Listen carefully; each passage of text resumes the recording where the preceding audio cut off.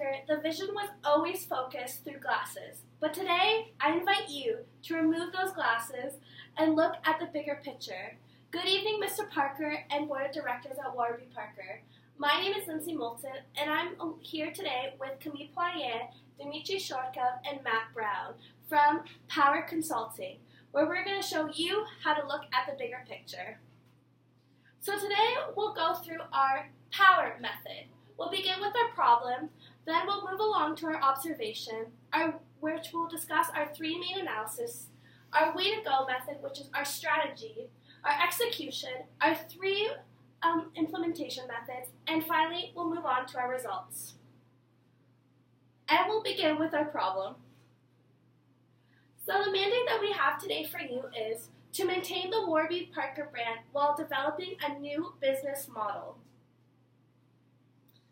So the primary recommendation that we have today for you, Warby Parker, is to employ similar one-for-one CRS initiatives by diversifying in textbooks and course packs, not just your eyeglassware. So we have provided throughout our analysis 3 KPIs. We'll begin with our first one, which is to provide low cost for textbooks, strengthen Warby's CRS brand, and finally, to provide education in low-income countries. So next we'll move on to our observation. So we start our observations by doing the marketing, the 4P analysis, and of course starting up with the products for our textbook expansion. So what we're proposing is the PDF textbook exchange for the real textbook, for the physical textbook, and then the people who are exchanging the physical textbook are going to be able to receive a 50% discount on their textbooks. It solves the increasing demand for online textbooks versus the paper books. So this is the industry that is going to continue to improve, as well as improves education for the universities all around the globe.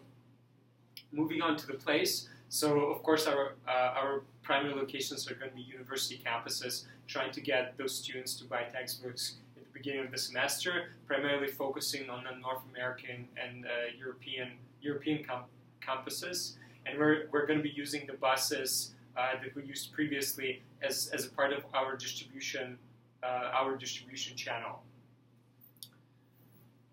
For our promotional stuff, of course, we're going to focus our campaign starting social media with Facebook and Twitter being the primary ones, and then after we get all the people actually going to the countries, bring the textbooks to the people in need, and we're going to have different stories on Facebook popping up where people can follow the progress of the whole initiative and see and make it more personable to see the people who they're actually helping.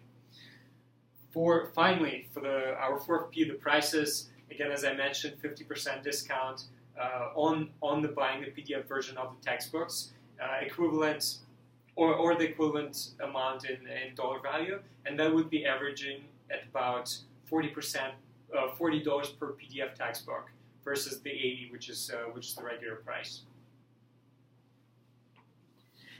So next we'll move on to our online course with 4 Ps. We'll begin with our products.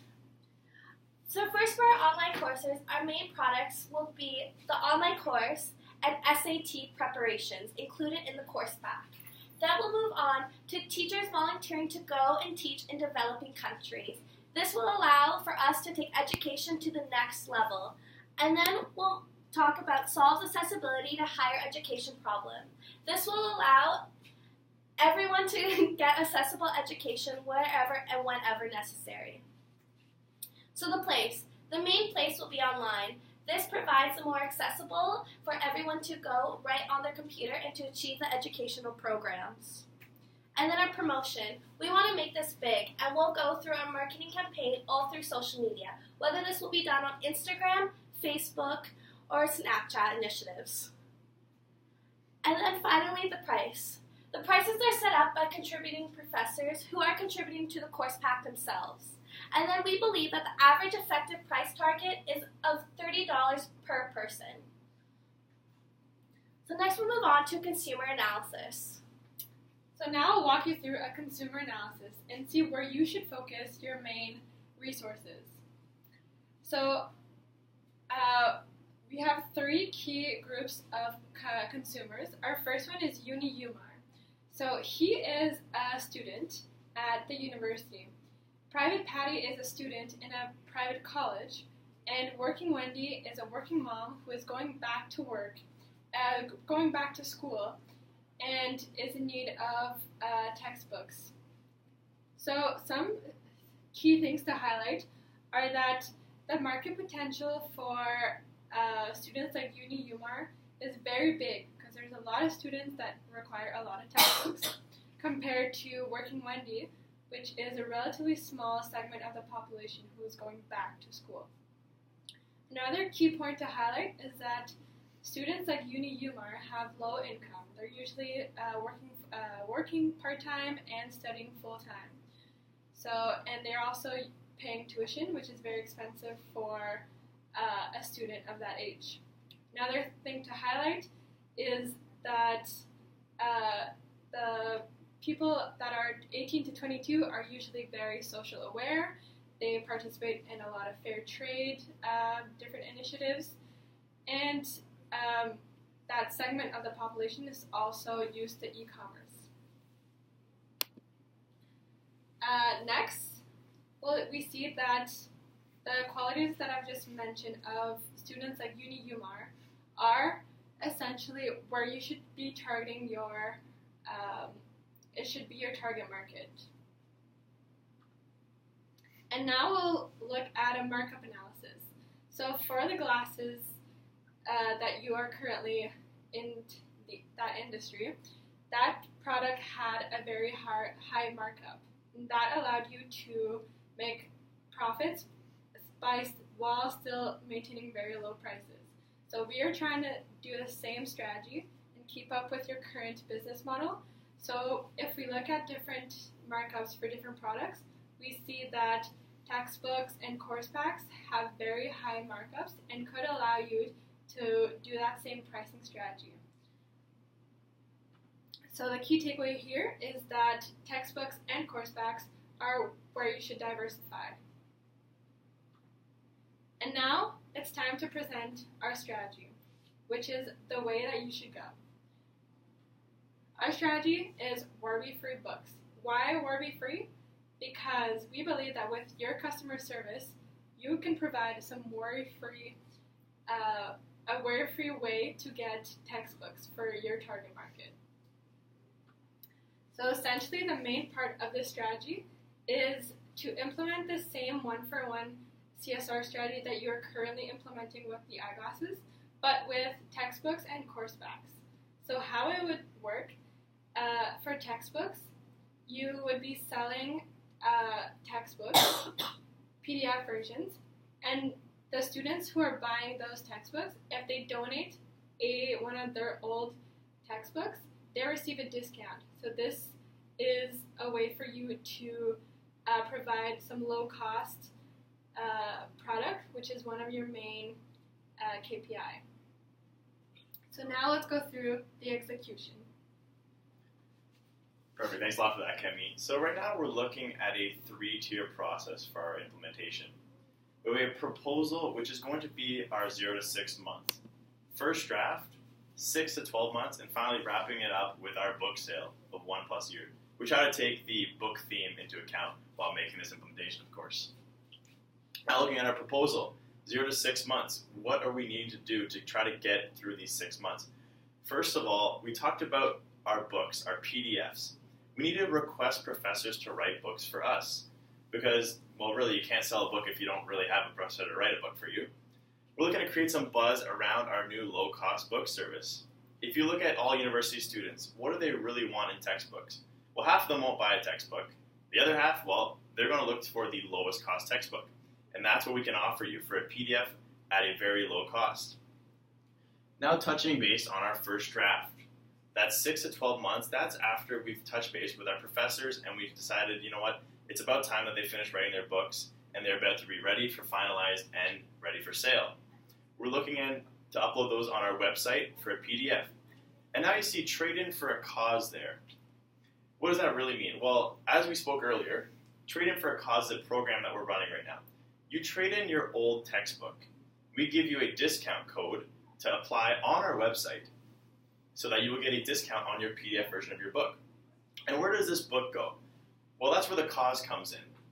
This book will be transported from all universities. Everybody will donate their books and, of course, receive their 50% off discount. And those books will be transported to low-income communities where those books will be resold for very, very low prices so that these small schools are able to develop their children and develop potentially young graduates into roles of the future. Finally, touching base on our book sale time. That's 1+ years of time. We're trying to talk about our collection as we did before. And this is really where we push into our book delivery. We spoke about our collection of our books in our 6 to 12 months after we've given everybody their discounts. But now, how does this process go from us delivering the books? Well, we do have a team set in place to deliver these books. We're shipping them all through a bus service. We take a bus service through all the universities around Ontario, Manitoba, Saskatchewan, etc., around Canada to try to get these books in the hands of young kids in underdeveloped countries. Now, this is a great initiative for us and for the children, of course, and for your students that are getting a discount on their books. We need to realize these online course lessons. This is a next step as well that we're taking. Our professors, who have been engaged with us for about a year now, trying to make us books, well, we want them to go a little step extra from that. We want them to take into account that students aren't learning the full potential that they could. And what can help them? Well, online lessons. Learning online. Of course, YouTube is a very popular place that kids learn to pretty much do anything nowadays. We're trying to offer a service for a low cost of $30 that you can order a course pack online with your own personal teacher instructing you on how to do all your lessons throughout the year. And of course, that's going to come in over a year at a time because we want to make sure that we're established in our schools and people have heard of our name. And that will come from our marketing campaign as we speak about right now.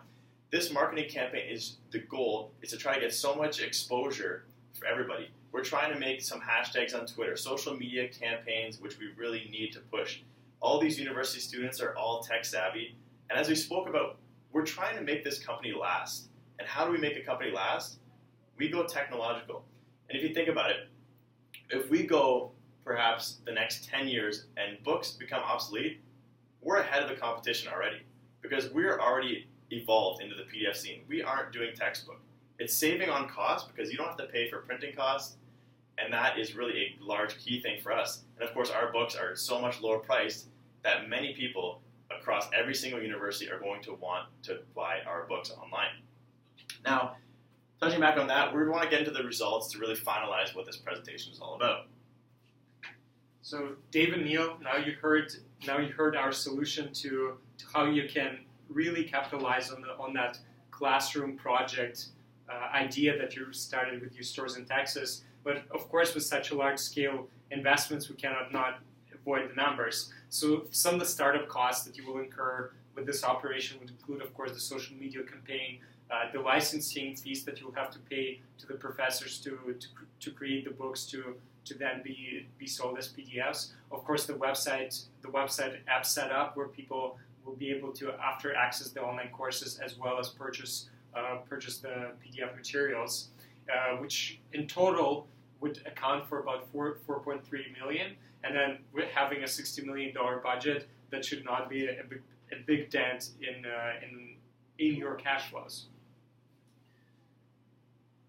Moving towards more of a year-to-year operational style, we're also looking at a bunch of expenses that are going to occur with the addition of this division on a yearly basis. So we projected the revenue of about $18 million a year. So that's taking into account about 100 professors who are going to be contributing to our online courses or online courses selections, and also about 100 professors making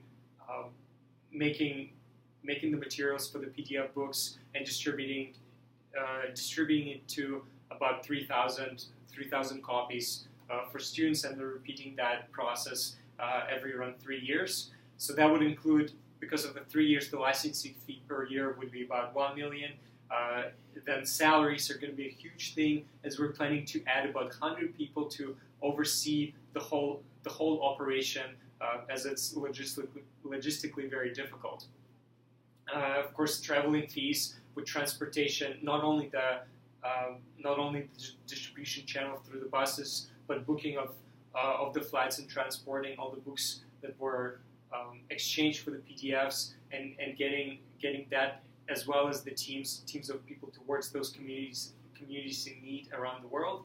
And then some of the smaller costs, which of course include the administrative rental expenses, as well as the website maintenance. So all of that would account for about $11.9 million on a yearly basis, which will leave you with a profit of $6.1 million. And that leads us to an astonishing ROI of 51.1%, which is about 20% higher than the one you currently have. So that doesn't not only continues your mission of getting the socially responsible business into communities in need, but also is great for investors with improving your previous numbers. And now we're going to conclude our presentation. So on behalf of Power Consulting, I would like to thank you for removing your glasses and looking at the bigger picture. Thank you. Thanks. I was running out of words to say there. Yeah, me too. Okay, we got 19 minutes. Yeah, that's fine. That's perfect. Isn't it 18 to 20?